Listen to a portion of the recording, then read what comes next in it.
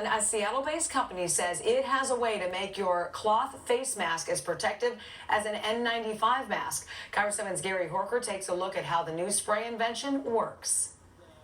When you see his Seattle lab and his research, we've got negatively charged nanoparticles, so about the same size and surface charge as the coronavirus. You'll understand Dr. Greg Newbloom's passion for his new potentially life-saving invention. He figured out a way in the form of a spray to trap and filter out coronavirus in a cloth mask before you breathe it in.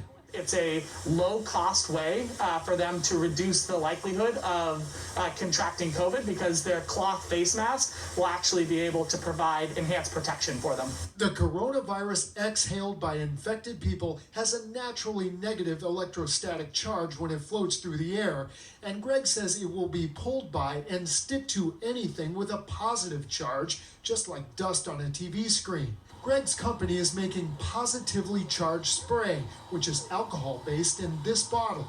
And we're going to spray half the mask. And they spray that side of the mask 10 times. They're going to spray both sides with a blue dye with a negative charge, just like the coronavirus. The dye shows up in the uncoated side, but on the coated side, it vanishes completely.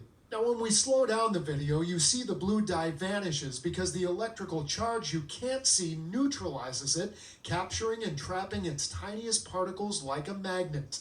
Greg says 10 sprays on a cloth mask could attract and trap a quadrillion coronavirus particles before you breathe them into your lungs. So, right, if you got sneezed on your mask, it would look like this. And on one side, you can see that it just sits there. On the other side, it actually gets captured by the mask and held onto. His company, called Membrion, earned a $250,000 grant from the National Science Foundation to accelerate research and production, which could make it available within a few weeks. But Greg's studying sprays to protect people from other illnesses like the flu, too.